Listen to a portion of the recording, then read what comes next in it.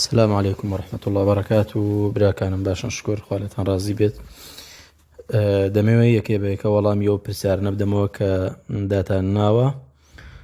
دەربارەی پرسیاری یەکەم ئاخۆ لە چیدا سوودمەند بووم لە وانە ڕاهێنانیەکان یان تۆمارکراو یا ڕاستەوخۆکان. بێگومان لە هەر هەمویان بەپێی پێویست سوودمان وەرگرتووە الحەمدولله، هەم لە ڕاهێنانەکان کە سوودمان بینیوە و لە بابەتی تۆمارکراو دەرسە ڕاستەوخۆکانیش کە دەتوانم بڵێم ڕاستەوخۆکان لەوانەیە زۆر کاریگەری زیاتریان هەبێت بەو سیفەتەی کە ڕاستەوخۆیە، ئینسان لەوانەیە زیاتر کاریگەری لەسەر جێبی هەڵێت و ڕاهێنانەکانیش بێگومان هەمویان سوودی خۆیان هەبووە و بڕینی بربەستەکان الحەمدولله بەگشتی من سوودم لێ بینیوە. لە بینین لە بربەستی بینین من لە 28 لاپەڕە سەرەتاوە بزانم، دوایی ئێستا گەشتومەتە الحەمدولله 153 زیاتر الحەمدولله، سپاس بۆ خۆی گەورە.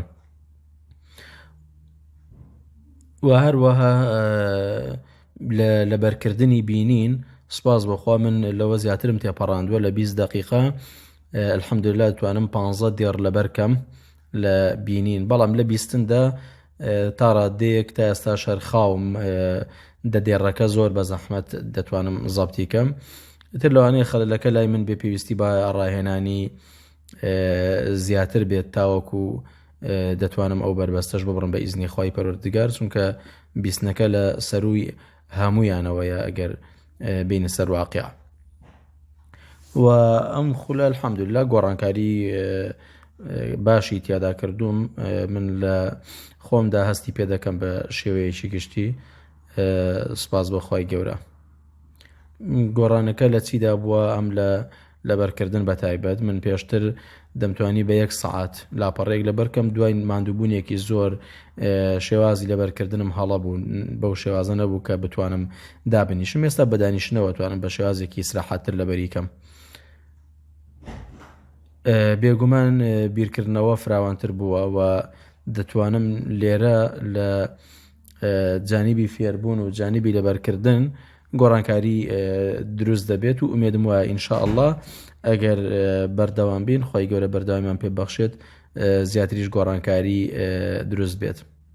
هەردوو مامۆستای بەڕێز خوا زیانداتەوە، درێغیان نەکردووە و کەم تەرخەمیان نەکردووە، بەڵام ئەگەر من نازانم ئەوان منهەجیان لە بەردەستە یان لە بەردەستا نییە، ئەگەر منهەجێکیان لە بەردەستا بێت بتوانن ئەو منهەجە بە PDF لێرەدا بنێن بۆی ئێمە بتوانین لە بەردەستماندا بێت یان پرێنتی کەین ئەو معلوماتانەی کە ئەوان باسی دەکەن، بێگومان ئیسیفادەی باشتری دەبێت.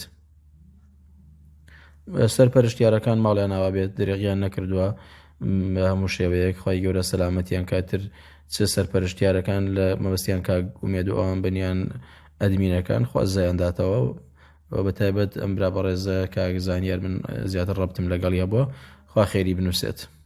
گۆڕانکاری لەیان ئەو پرۆگرام و ڕاهێنانەی کە ئەنجام دەدرێن بێگومان کاریگەری هەیە، بۆچی؟ چونکە ئەو ڕاهێنان و ئەو بابەتانە کە لەسەر یادگە دەکرێت، ئەمە یەک کێشەمان هەیە، زۆربەی کات گرنگی بە جەستەمان دەدەین، وەرزش دەکەین، ئەم وەرزشەوە دەکات بۆ نمونە ماسوولکەکانت بەهێز بێت، دەمارەکانت پاک ببنەوە، بەڵحاصڵ بوونی وەرزشی استیفادەی هەیە. بە هەمان شێوە مێشک و دەماریش پێویستی بە وەرزشە کە لەوانەیە ئێمە تا ئێستا نەمانزانی بێت یا گرنگێکیمان نەزانی بێ، بۆ ئەمانە چۆن وەرزش بایەخی جەستە زیاد دەکات یان با بڵین جەستە زیاتر تۆکمە دەکات، ئەم ڕاهێنانەش بە شێوەیەکی گشتی الحەمدولله گۆڕانکاری لەسەر مێشک و یادگە کردووە، لە دەمارەخانەکان کردووە، سپاس بۆ خۆی گەورە.